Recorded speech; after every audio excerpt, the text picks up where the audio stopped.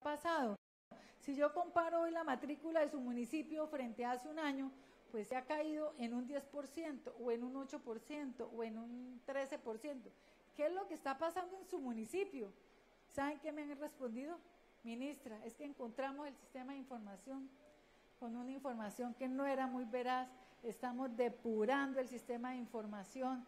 Esa es la razón por la cual entonces la matrícula pues aparece y se ve disminuida. Pues bien, yo quiero decirles que a la fecha, si uno compara la matrícula de hoy en el sector educativo frente a la matrícula de hace un año, ha habido una disminución en el número de niños matriculados y atendidos, más o menos del orden de 250,000 estudiantes, donde dicen los alcaldes, los gobernadores y secretarios de educación, en su inmensa mayoría, que lo que pasaba era que la información pues no era muy confiable y habían unos niños repetidos, otros que no existían y que ellos están depurando la información. Y eso me parece que es muy importante para el sector, porque esa es la primera obligación que tiene ese alcalde, ese gobernador y ese secretario de educación, porque ustedes saben que con la matrícula, con el número de niños que se atienden en cada municipio o en cada departamento, yo les giro, dependiendo de la tipología, 1.200.000, 1.500.000, 2 millones o hasta más por niño atendido en ese municipio, dependiendo de la tipología. Con base en la matrícula se define la planta docente, cuántos maestros debe tener esa entidad. Se define la contratación con privados, si la planta oficial no es suficiente. Se define la compra de textos escolares, se define la alimentación escolar, se define el transporte escolar. De ahí la importancia que tiene la matrícula, el número de niños atendidos con nombre propio, totalmente identificado, para poder administrar de manera eficientemente nuestro sector. Entonces, ya para terminar, quiero decirles pues que seguimos avanzando nosotros en los procesos de inspección, vigilancia y control, y no solamente a nivel de educación preescolar básica y media en nuestros colegios, sino también a nivel de educación superior, haciendo la inspección y vigilancia correspondiente para garantizarle una educación de buena calidad a los jóvenes de Colombia. Y por último, quiero decirles, hemos venido en el gran propósito de mejorar la gestión del sector y conseguir más recursos, acompañando a nuestras entidades territoriales para que de regalías, estos recursos cuantiosísimos que jamás habíamos tenido, se dediquen recursos importantes también para la educación. Yo le digo a los alcaldes y gobernadores, porque es que la plata le pertenece a las regiones, no al gobierno nacional, mire, es importantísima las vías, los puentes, Colombia entero lo necesita, pero ustedes tienen que invertir en educación, tienen que invertir en los niños y jóvenes de su municipio, porque si no, entonces, ¿con qué capital humano van a contar ustedes para lograr mayor nivel de desarrollo y equidad en su municipio o en su departamento? La buena noticia es que con el acompañamiento del Ministerio de Educación Nacional hemos logrado ya que nuestras entidades territoriales presenten 97 proyectos que ya fueron aprobados en los distintos órganos de aprobación del sistema de regalías por valor de 451,000 millones de pesos. ¿Y en qué se van a invertir esos recursos en las regiones? En proyectos como mejorar la alimentación escolar, el transporte escolar, mejorar la infraestructura de las escuelas, mejorar la infraestructura de algunas instituciones públicas de educación superior, en formación de alto nivel, formación para nuestros docentes, para que puedan cursar programas de maestría y de doctorado. Muchos alcaldes y gobernadores han dejado fondos para financiar a los bachilleres, para que cuando terminen su bachillerato, con estos fondos le ayuden a cofinanciar a ese muchacho o esa niña, puedan continuar su formación a nivel de educación superior. Esa es la buena noticia. ¿Suficiente? Claro que no.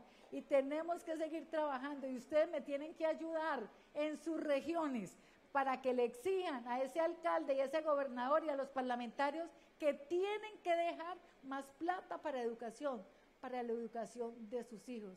Esta es la invitación que les quiero hacer y ya con esto cierro mi presentación. Muchas gracias.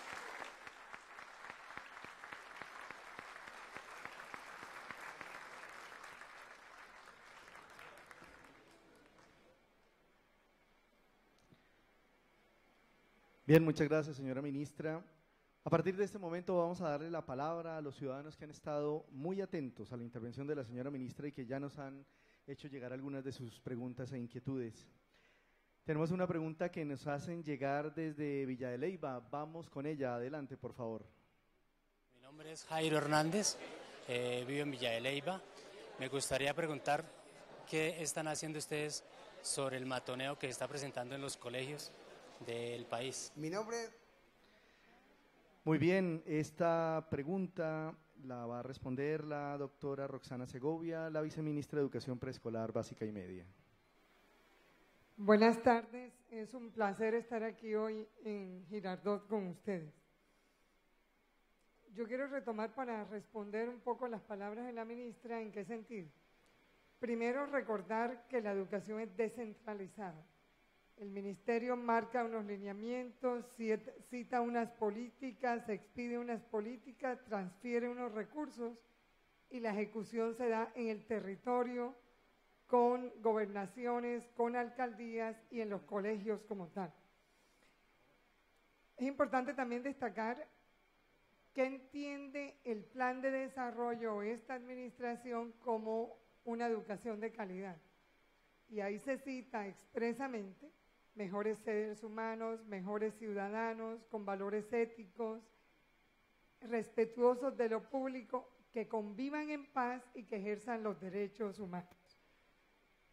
Entonces, cuando uno mira la realidad social de lo que está ocurriendo en el país, sobre todo en los centros urbanos, ¿qué vemos? Pandillismo, violencia, consumo de drogas, maltrato, un poco de descuido de los papás y las mamás con respecto a la educación de los hijos, violencia intrafamiliar, abuso de género, explotación sexual, etc. ¿Qué ocurre? Eso se traslada a los colegios. Los colegios tienen los niños, niñas y jóvenes que están insertos en esa situación del día a día. Conscientes con esto, hay unos documentos importantes que cito algunos de ellos, como la Encuesta Nacional de Deserción 2009-2010, la Encuesta Nacional de Demografía y Salud 2005-2010, la encuesta de consumo de sustancias psicoactivas en los escolares que se hizo en el 2011, algunos estudios que se han hecho y encuestas en Cali y en Bogotá sobre convivencia escolar, y la encuesta de convivencia escolar que publicó el DANE recientemente. Y yo quiero mostrarle algunas cifras. En esa encuesta de sesión escolar, cuando le preguntaban a los muchachos por qué abandonaron el colegio, el 41% de ellos atribuye su abandono a maltrato de sus propios compañeros, 15% al conflicto y un 13% al maltrato que reciben por parte de profesores y directivos. Es una situación lastimosa, lamentable, pero es una realidad que tenemos.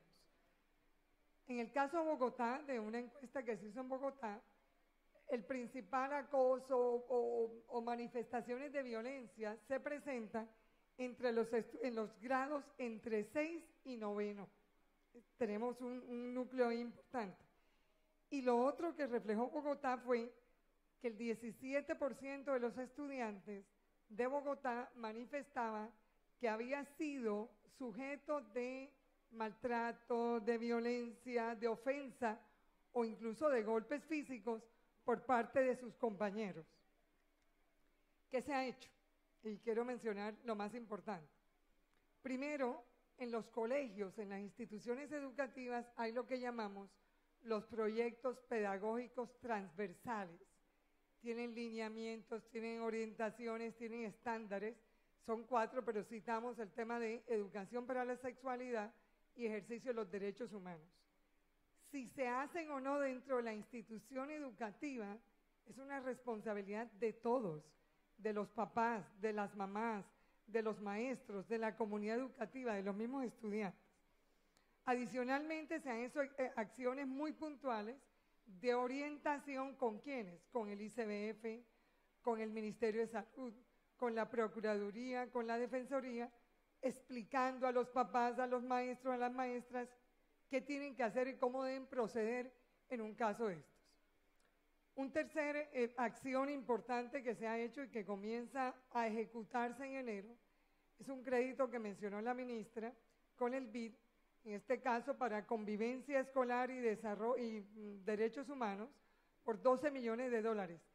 Está abierta la convocatoria para que las secretarías de educación presenten los proyectos. Se cierra en el 26 de noviembre. ¿Qué enfoque tiene ese proyecto específicamente? Una línea de formación para las normales, como formadores de maestros y maestras. Una línea de proyectos de investigación en clima escolar y en aprendizajes democráticos. La formación de 2.500 maestros y maestras en todo el país. Tiene una cosa importante, son indicadores de clima escolar e indicadores de ambientes de aprendizaje. Es decir, cómo está ese colegio o esa institución educativa que entra al programa y qué mecanismos se pueden implementar para avanzar. Hay otra acción importante que el Ministerio desarrolló y fue la ampliación de la planta de orientadores en los colegios oficiales, que son insuficientes, pero hoy tenemos 3.972 orientadores. El año pasado se vincularon 1.050 mediante concurso. Es una invitación también a las secretarías de educación porque hay algunas que necesitan aumentar la planta, que tienen la aprobación, pero que no hayan hecho lo que corresponde para poder aumentar la planta. Y para terminar, quiero citar algo que ocurrió la semana pasada y que me permitió participar en el proceso, fue la aprobación en primero y segundo debate por parte de la Cámara de un proyecto de ley sobre el Sistema Nacional de Convivencia Escolar, Formación para Derechos Humanos, Educación para la Sexualidad y Prevención y Mitigación de la Violencia Escolar. Esto fue presentado conjuntamente con el gobierno y algunos senadores como Telésforo Pedraza, Simón Gaviria, Juana Londoño, que nos ayudaron y pasará al Senado. Pero quiero destacar algunas cosas de ese proyecto de ley. Primero,